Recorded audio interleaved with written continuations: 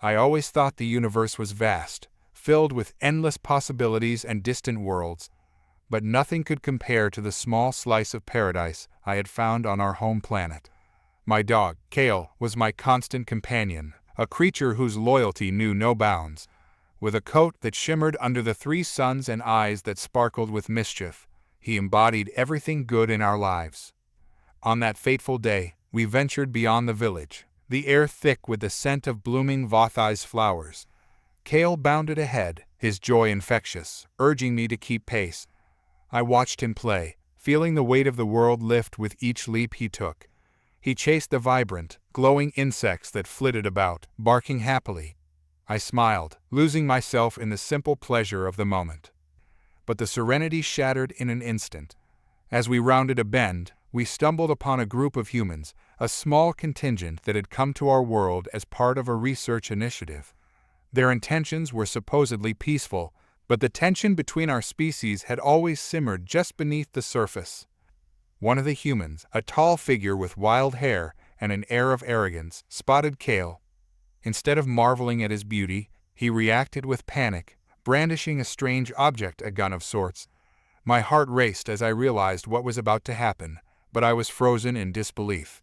Kale, innocent and unaware, darted forward, tail wagging, thinking this new creature was just another playmate. "Get away from me," the human yelled, voice cracking with fear. I lunged forward, shouting for Kale to come back, but it was too late. The human fired. The sound echoed through the air, sharp and final, shattering the peaceful afternoon. Kale yelped, a sound that cut deeper than any blade, and fell to the ground, motionless. I rushed to him, my heart pounding, hands trembling. As I cradled his head in my lap, I felt the warmth of his life slipping away. The world around me blurred. All that mattered was the lifeblood pooling beneath my fingers. The human stood there, shock written across his face, but the terror of what he had done was evident in the way his hands shook. In that moment, I knew that everything was about to change. Kale had not just been a pet. He was family, a symbol of the love and loyalty that connected us to our world. As I felt the last breath leave his body, a fire ignited within me. I looked up at the human, rage coursing through my veins, and realized that this was not just about revenge. This was a declaration of war. The silence that followed Kale's death was suffocating. I couldn't breathe, couldn't think, couldn't comprehend the horror of what had just unfolded. I felt like I was drowning in a sea of disbelief and rage. As I cradled his lifeless body, the human stepped back, eyes wide with fear and regret. But his terror only ignited the fury within me. "Do you understand what you've done?" I shouted, my voice breaking, the words ripping from my throat like a wounded animal. He stammered, barely able to form a coherent response, but I didn't need to hear it. I could see the guilt in his eyes, but it was too late for apologies. Too late for anything but justice. Around us, the air grew thick with tension as a few more humans arrived, drawn by the commotion.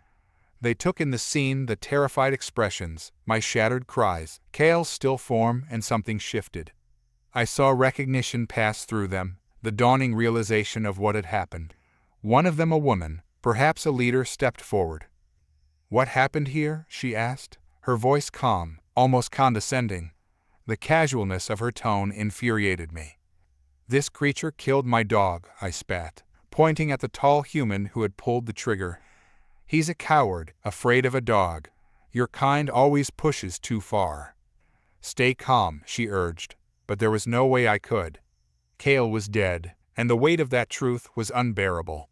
The humans began to argue amongst themselves, their voices rising, some trying to justify their actions, others expressing concern. As they debated, I felt a growing sense of isolation. In that moment, it became clear that they viewed this incident as just another unfortunate mishap, a loss that wouldn't resonate beyond this small clearing. But to me, it was a declaration, a message that they did not respect my life, Kale's life, or the lives of my people. Fueled by grief and anger, I stood, my heart pounding. "This isn't just about me. It's about what you've done. You think you can come to our world, take what you want, and leave without consequence? We warned you." The crowd of humans turned their attention to me, their expressions shifting from shock to hostility. They didn't understand the depth of my pain, nor did they comprehend the implications of their actions. I felt a knot of determination tighten in my chest.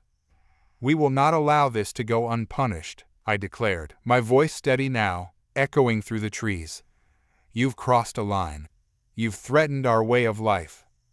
The woman's gaze hardened, and I could sense the shift in the air. This wasn't just an argument, it was the beginning of something far more significant. Behind me, the villagers had begun to gather, drawn by the commotion. I knew they were watching, waiting to see how I would handle this affront. I couldn't back down. I wouldn't let Kale's death be forgotten or minimized. "You've ignited a war," I shouted, my voice rising above the chaos. "You will regret this day." With those words, I turned on my heel and left the scene, my heart a storm of conflicting emotions, grief, rage, and a burgeoning desire for justice. I didn't know how I would make them pay, but I knew I would find a way. As I returned to the village, I felt the eyes of my people upon me, and I knew they were waiting for a leader. The call for vengeance pulsed through me, and I vowed to honor Kale's memory by standing against those who thought they could come to our world and impose their will without consequence. This was only the beginning. The news of Kale's death spread through our village like wildfire, igniting fury and sorrow in every heart. To my people, he hadn't been just a dog, he was a cherished symbol of our way of life. Losing him felt like losing a part of ourselves, and as the days passed, the calls for retribution grew louder. I found myself in the village's gathering hall, surrounded by the elders and council members. Their faces were grave, their eyes fixed on me. They expected me to lead this charge, to speak the words that would give life to their anger. The weight of their expectations pressed heavily on me. "This cannot go unanswered," I said, my voice steady but tinged with the raw edge of grief. "We've warned them time and again about respecting our land, our lives, and yet they've shown nothing but arrogance and disregard." The council members murmured their agreement, nodding. Elder Veen, a fierce protector of our traditions, leaned forward, her gaze unyielding. "Too long have we tolerated their presence here," she declared. "They bring only disruption, and now they've taken a life dear to us. It is time to show them that we are not to be taken lightly." The murmurs grew louder, fueled by righteous anger. It was then that I realized I wasn't just speaking for myself anymore, I was the voice of our entire people. A role I hadn't anticipated but could no longer deny. My grief and fury mirrored theirs, and we all wanted justice. "Then let this be our declaration," I said, my words resounding in the room. "We will make it clear that our land is not theirs to exploit, that our lives and values are sacred.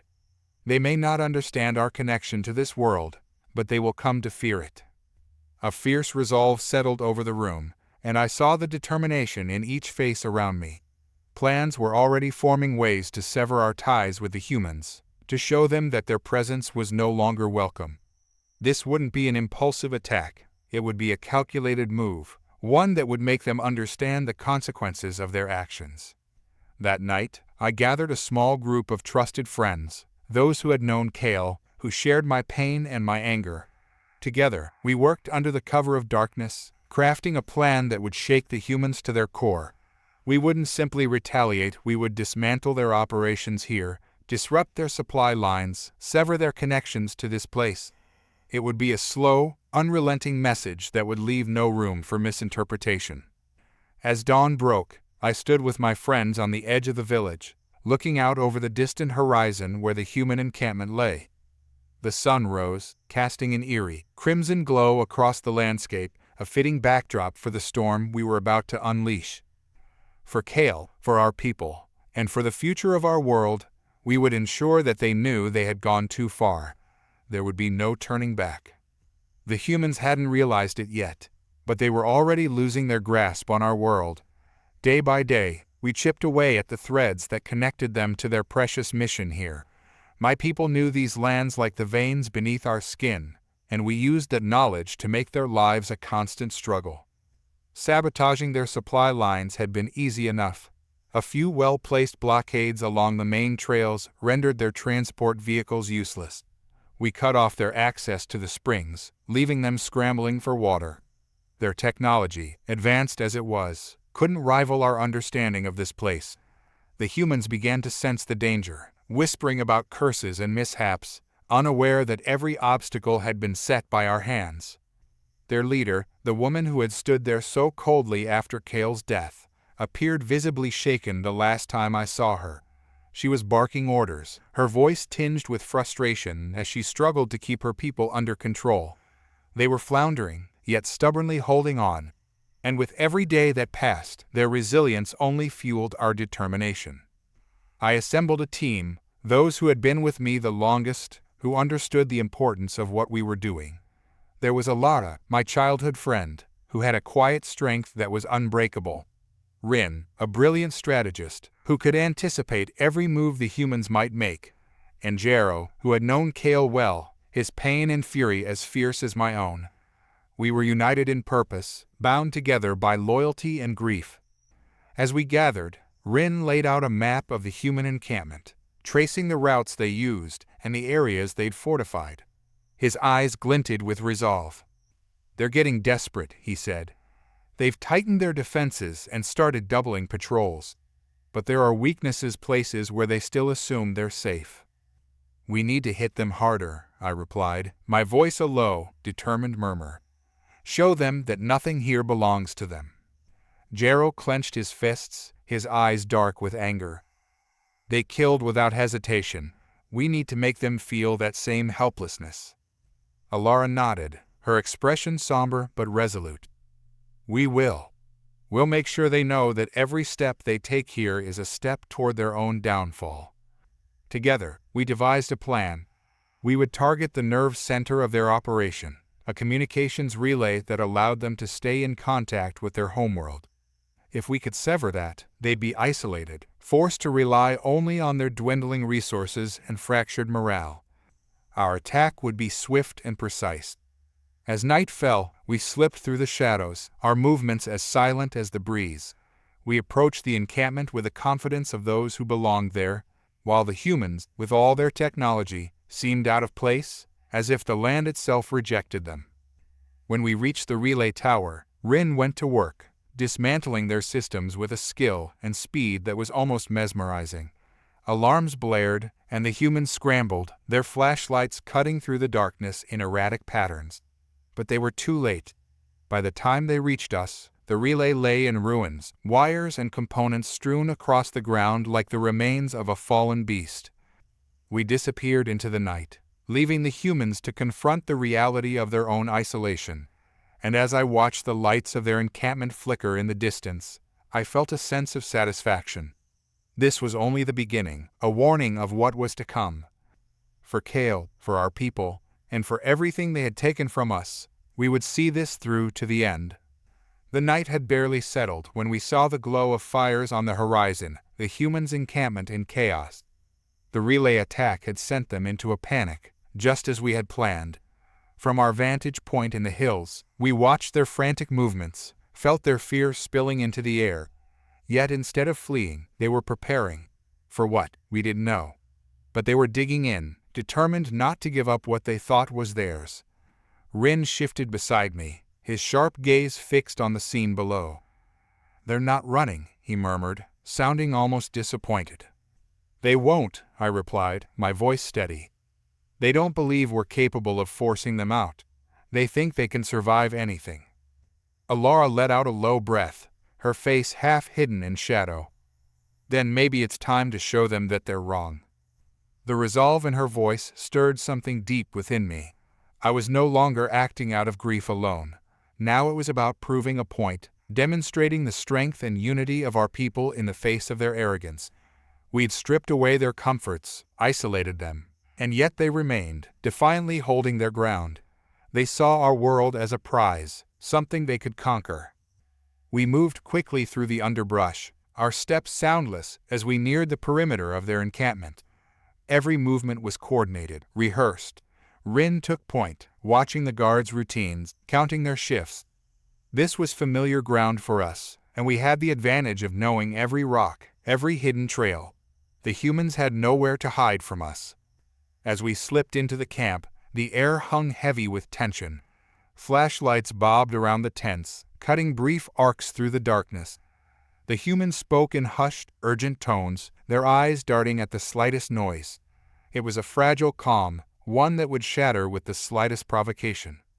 The leader, the woman who had stood so coldly after Cale's death, was pacing near a fire, her voice low and filled with frustration.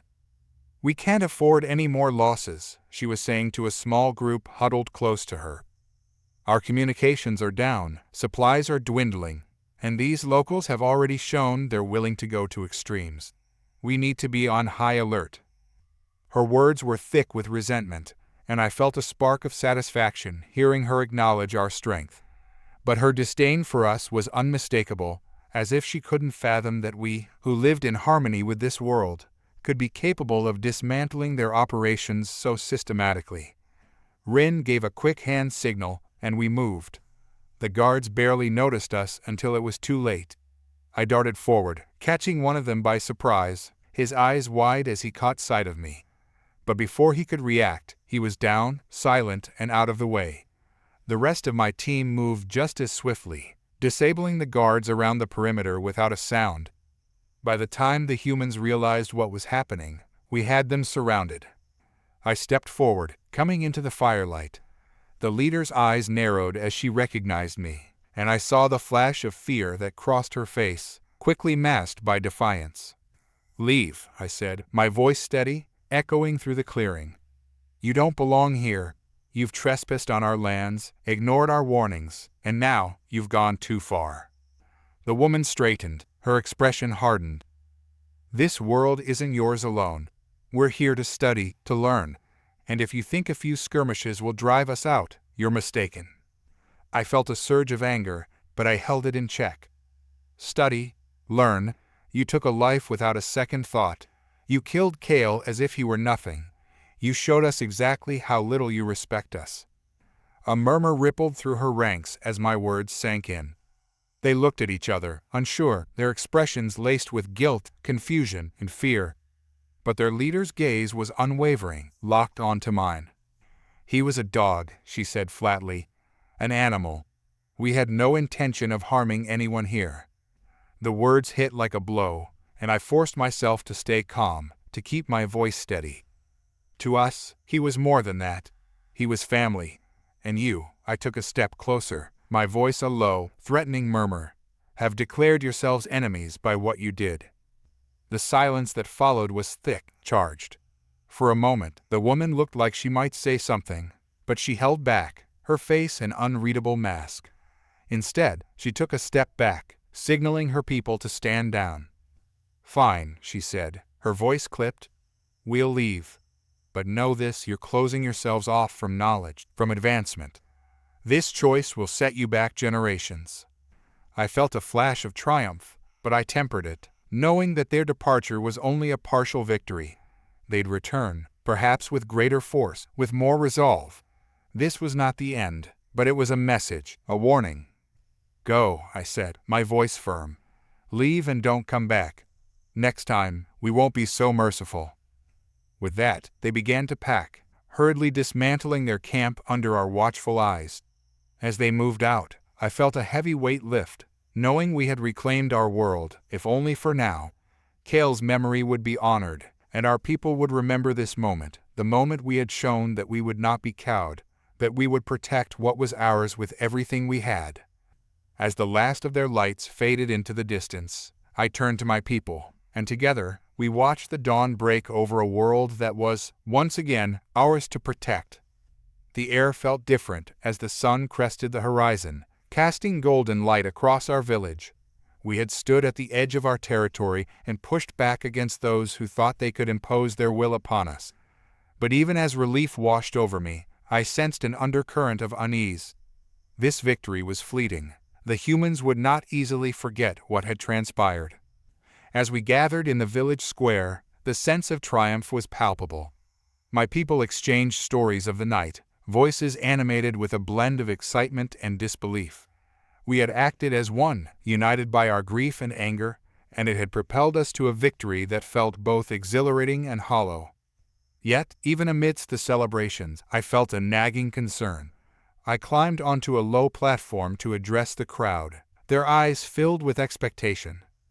"Today, we rejoice for Kale and for what we have accomplished," I began, my heart heavy. "But we must remain vigilant.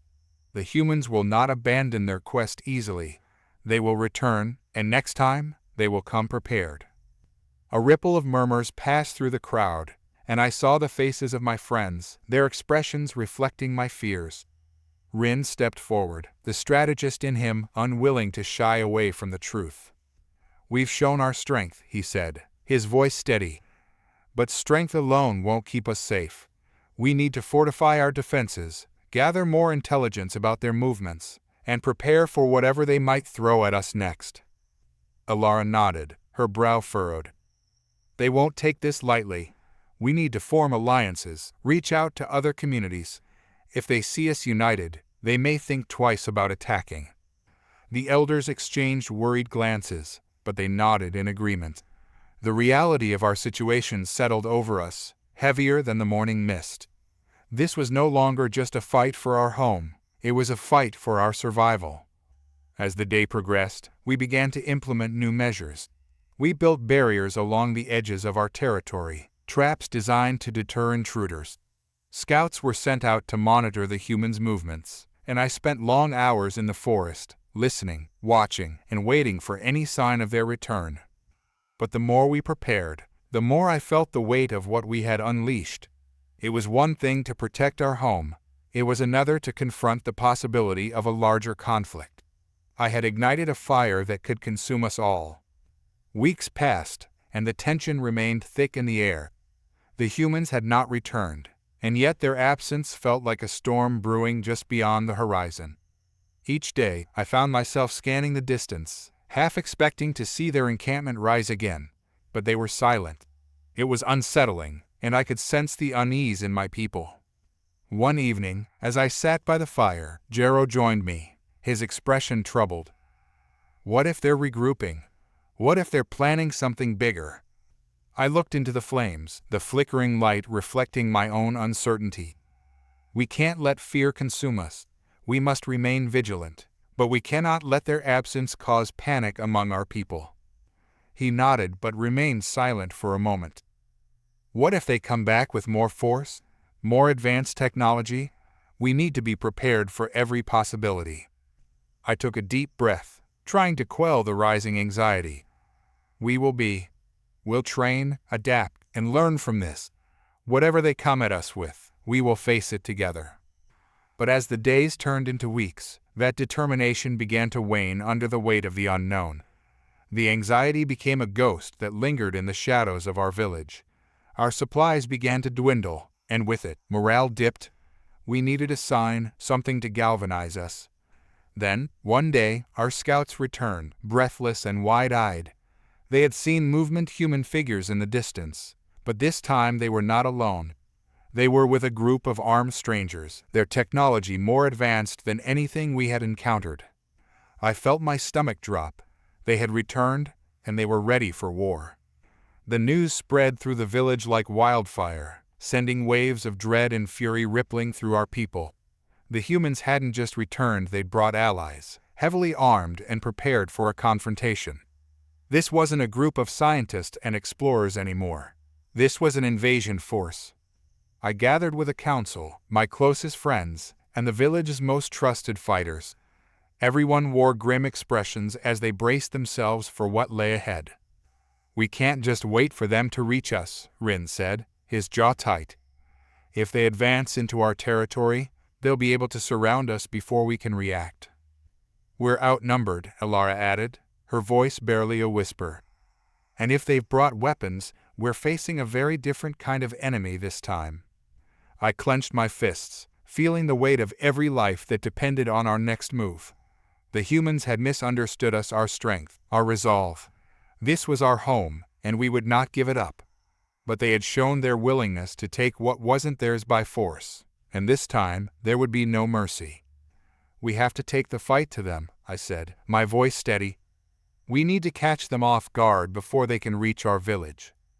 The council members exchanged uneasy glances. but they nodded, recognizing the necessity of our plan. We couldn't afford to sit back and let them dictate the terms. We would strike first, swift and hard, leaving no doubt in their minds that we were capable of defending our world. That night, we moved through the forest like shadows, our footsteps soundless as we approached their makeshift encampment. The sight of their advanced weapons and fortified positions was daunting, but I pushed the fear aside, focusing on the task ahead. For Kale, for our people, and for the future of our world, we would not back down.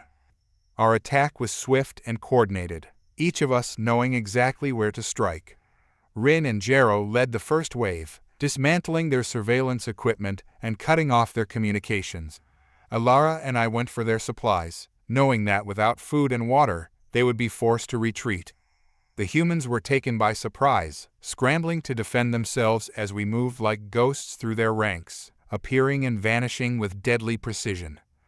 But they fought back, their weapons firing bursts of energy that tore through the trees, leaving scorched marks on the ground. The noise was deafening, a stark contrast to the silent determination with which we fought. The humans were relentless, their leaders shouting orders as they tried to regroup, their fear evident even amidst their resistance. In the chaos, I saw her, the leader who had looked at us with such cold disdain, the one who had ordered Kale's death. She was directing her forces, her face twisted with frustration and anger. I felt a surge of rage as I watched her, every memory of that night flooding back. I moved toward her, weaving through the skirmishes around me, my focus narrowing to a single purpose. She saw me coming, her eyes widening with recognition, but she didn't back down. She raised her weapon, her stance defiant, but I could see the fear lurking beneath her bravado. "Your kind doesn't belong here," she said, her voice shaking slightly. "This is our home," I replied, my voice steady, "and you are trespassers." With a swift motion, I knocked the weapon from her hands, forcing her back. She stumbled, but her expression remained defiant, as if she still believed she could win. The arrogance in her eyes was the last spark I needed. "You had your chance to leave peacefully," I said, my voice low. "Now, you've brought this on yourselves." The skirmish continued around us, but I barely noticed. Every strike, every step I took was fueled by the pain of what they had done, the lives they had disrupted, the world they had disrespected. In that moment, it wasn't just about survival, it was about justice, about reclaiming the respect they had so callously discarded. At last, the humans began to retreat, their forces scattered and disoriented. We didn't pursue them. We had made our point. They knew now that we were not to be underestimated. As the humans fled into the distance, I looked back at my people, who stood amidst the wreckage, their faces a mixture of exhaustion and pride.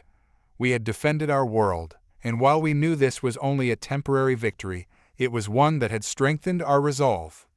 Together, we returned to the village, our steps heavy, but our spirits unbroken.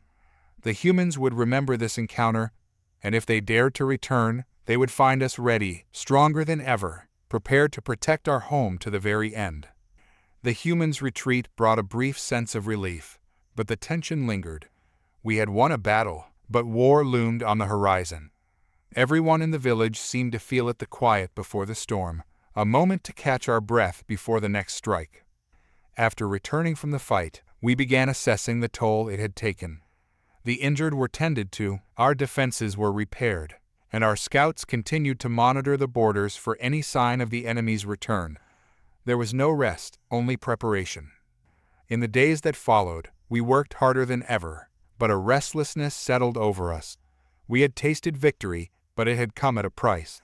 My friends and I spent long nights around the fire, planning, discussing every possible scenario, but the weight of uncertainty lay heavily on us.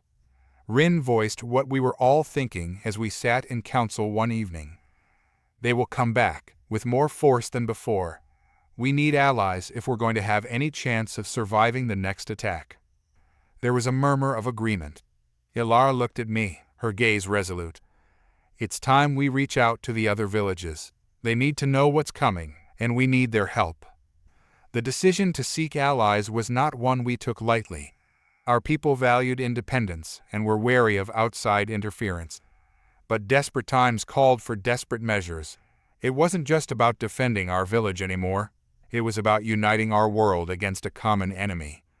The following morning, Rin, Ilara, and I set out for the nearest village, a place we knew to be strong but cautious, with people skilled in both combat and diplomacy.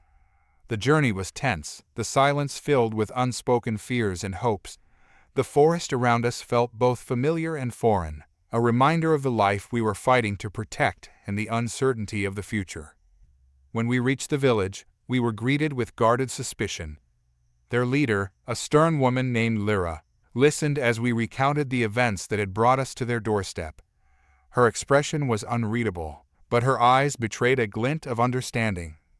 "You say they killed one of your own," she said slowly, her voice carrying the weight of disbelief and anger. "And that they've returned, armed for war?" I nodded.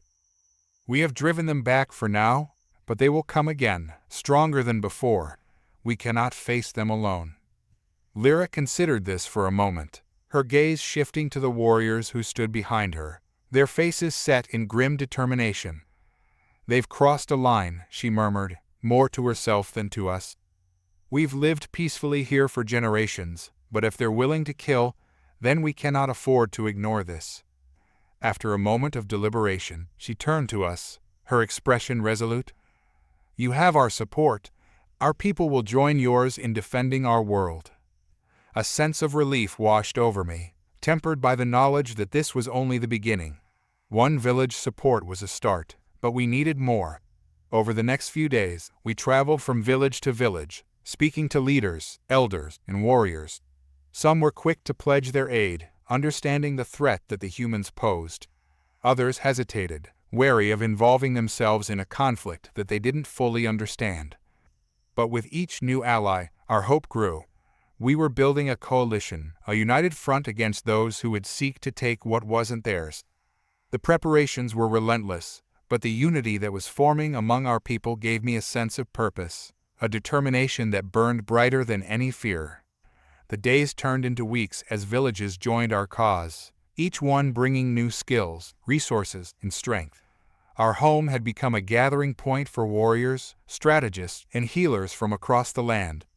The village pulsed with energy, a readiness that electrified the air. Our defenses were strengthened, our tactics refined. Scouts kept a constant watch on the humans' last known location, reporting any signs of movement. Yet, for all our vigilance, the humans had not made any further moves. They remained quiet, hidden, as if biding their time. This silence unnerved me. I felt as if we were walking into a trap, yet there was no other choice. We could not live in fear, waiting for the inevitable strike. We had to be ready for anything. Late one night, as I sat by the edge of the village, I heard footsteps. Ilara approached, her gaze distant as she looked out into the forest. "They'll come soon," she said quietly. "I can feel it." I nodded, the weight of her words settling over me. "Are we ready?" She took a deep breath, considering. "I don't know, but we'll give them everything we have. They'll see that this is not a place they can conquer." I looked at her, the firelight casting shadows across her face. In that moment, I felt a surge of gratitude for those around me, for the people who had come together to defend our home. This was not just about survival, it was about standing for something greater than ourselves. As dawn broke, the village stirred, the tension rising with each passing hour. We had made our choice, and now all we could do was wait. The human attack came just as dawn broke, shattering the quiet with the sharp crackle of energy weapons and the rumble of machinery moving through the trees. The earth trembled beneath us, and a high-pitched hum filled the air, their drones sweeping over our defenses, scouting every inch of our territory. We were ready. I had spent the night with the fighters, mapping out each step, every line of defense. As I watched the first wave of human soldiers advance, I felt the familiar surge of adrenaline. We had been pushed to this point, forced to become warriors. Now it was time to show them just how fiercely we would protect our world. Rin led the first strike, his team dismantling the incoming wave of drones with precision. Arrows and projectiles flew through the sky, striking with deadly accuracy, cutting down the machines before they could relay information back to the humans. The soldiers on the ground faltered, momentarily stunned by the resistance, but then regrouped, pressing forward with renewed force. "Now!" I shouted, signaling the second wave of our defense. From the trees above, warriors descended with swift, silent grace, taking the humans by surprise. The forest had always been our ally, a living shield that hid us from prying eyes. Now it was our weapon, our sanctuary. The humans' bulky equipment was no match for our knowledge of the terrain. They stumbled and struggled, their machines hissing and sparking as they tried to maneuver through the dense foliage. But their weaponry was relentless. Bright flashes of energy exploded around us, the scent of burnt wood filling the air. I ducked behind a fallen tree, my heart pounding as a blast scorched the ground nearby. A soldier had seen me, his weapon aimed directly at my position. I froze, preparing to make a run for cover, but before I could move, an arrow struck him from the side. Ilara appeared beside me, her eyes fierce and determined. "Stay sharp," she said, a slight smirk breaking her usual seriousness. "We're not letting them win today." Together, we pushed forward, joining the others as we drove the humans back, inch by inch. They had come with advanced technology, but they were unprepared for the force of our resistance. Each of our fighters moved with purpose, our movements synchronized, driven by the memory of those we had lost. Hours passed as the battle raged on. The forest became a maze of smoke and shattered branches, the ground littered with broken equipment and discarded weapons. The humans, for all their might, were beginning to falter, their forces thinning under the weight of our relentless attack. But just as hope began to rise within me, a low rumble echoed from the distance.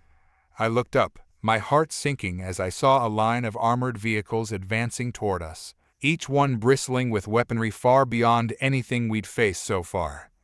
"They're bringing reinforcements," Rin shouted, his face grim. I clenched my fists, forcing down the rising panic. This was their last attempt, their final push. If we could hold them back here, they would have no choice but to retreat. "Form up," I called out, rallying the fighters. "We stand together." The humans' reinforcements crashed into our lines with brutal force. Their vehicles tore through the forest, leveling trees and sending splinters flying in all directions. I ducked as one vehicle fired a blast that scorched the earth near my feet, the heat searing against my skin. We had prepared for this, but their firepower was overwhelming. I saw warriors fall, the weight of our losses bearing down on me like a physical force. But amidst the chaos, I saw something else, a glimmer of determination that hadn't been there before. My people were not giving up. We were fighting for our home, for our lives, and that gave us a strength that no machine could match. Ilara and Rin led a counterattack, coordinating the fighters with a precision that left the humans struggling to keep up. Our allies from the other villages fought beside us, each one bringing unique skills and strategies that turned the tide of battle in our favor. One of the armored vehicles veered off course, its engine sputtering as it crashed into a dense thicket. Rin seized the opportunity, leading a group to dismantle the machine before it could recover. His team moved with speed and precision, dismantling the weapons and rendering it useless within minutes. The humans were beginning to lose ground, their formations breaking as they tried to regroup. I saw their leader, the same woman who had ordered Kale's death, at the center of their forces, her face twisted with rage as she shouted orders, desperate to salvage her crumbling assault. Fueled by anger and grief, I moved toward her, weaving through the chaos. She saw me coming and raised her weapon, but before she could fire, Rin and Ilara flanked her, cutting off her escape. She was surrounded, her soldiers falling back, leaving her exposed. "You've brought this upon yourselves," I said, my voice filled with the weight of every loss, every sacrifice. "You were warned, and yet you still tried to take what was ours." Her expression shifted, a flicker of fear breaking through her defiance. But she didn't answer, her jaw clenched as she glared at us, refusing to admit defeat. I stepped closer, my gaze locked on hers. "Leave, and never return. If you come back, you will find nothing but resistance." For a moment, I thought she might argue, that she would try to justify her actions. But something in my voice seemed to reach her. She lowered her weapon, signaling her remaining forces to retreat. The humans began to withdraw, their equipment left abandoned in their haste to escape. As the last of them disappeared into the trees, a wave of exhaustion washed over me. The battle was won, but the cost was immense. Our village lay in ruins, our people weary and scarred. Yet, as I looked around, I saw a fierce pride in every face. We had fought, and we had prevailed. The weeks that followed were filled with rebuilding. Our village had suffered greatly, but the resilience of our people shone through. Together, we worked to restore what had been lost, honoring those who had fallen in defense of our home. The alliance we had formed held strong, and as the days passed, new bonds were forged between our villages. We shared knowledge, resources, and stories, strengthening our unity. The humans had tried to divide us, but they had only brought us closer together. One evening, as the sun dipped below the horizon, casting a warm glow over our village, I stood with Alara and Rin, looking out over the land we had fought so hard to protect. "They won't forget this," Rin said, a note of caution in his voice. "The humans may stay away for now, but they'll remember what happened here." Alara nodded, her expression thoughtful. "Then we must be ready. We'll continue to strengthen our defenses, to build alliances. If they come back, they'll find us stronger than ever." I looked at them, feeling a deep sense of gratitude and pride. We had faced the worst, and we had emerged united. Our world was still ours, and we would continue to protect it, no matter the cost. As the first stars appeared in the sky, I took a deep breath, feeling the weight of everything we had accomplished, and everything that still lay ahead. The humans had come, bringing destruction and loss, but in the end, they had shown us the strength we held within ourselves. And as long as we stood together, there was nothing we couldn't face.